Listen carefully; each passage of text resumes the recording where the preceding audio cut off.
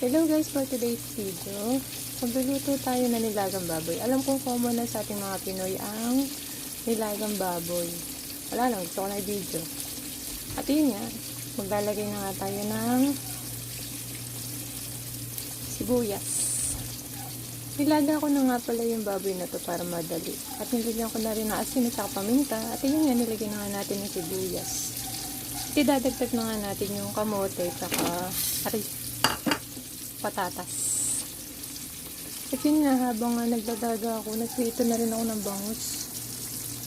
Nilagyan ko ito ng crispy fry para masarap.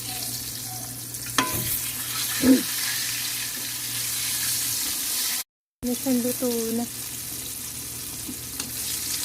At ibibirid na nga natin yan para matunaw yung mantika.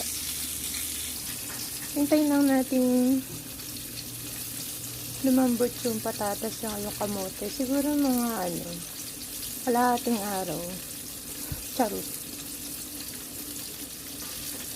At yun nga, para madali, sabihin na rin natin yung ibang rekado. Ganun din naman yun. Ilalagay na natin yung repolyo. At yun nga, nilagyan na natin ng repolyo.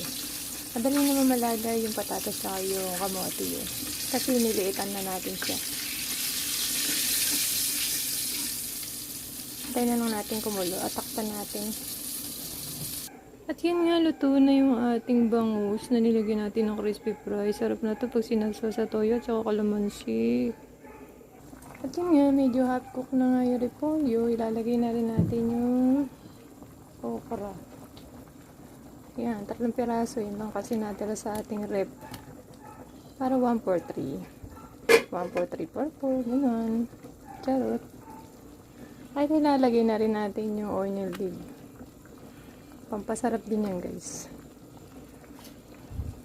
Depende rin sa inyo, guys, kung gaano karami yung asin na ilalagay ninyo. Kung meron kayong sakit sa bato, lagyan nyo lang siguro ng mga kalahating kilong asin. Nilaga ninyo. Charot. Depende sa panlasa nyo dyan, guys.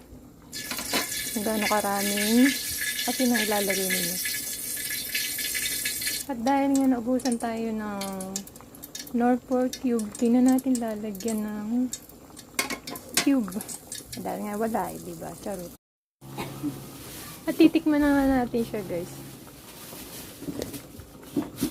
Sarap. Lasang bulalo.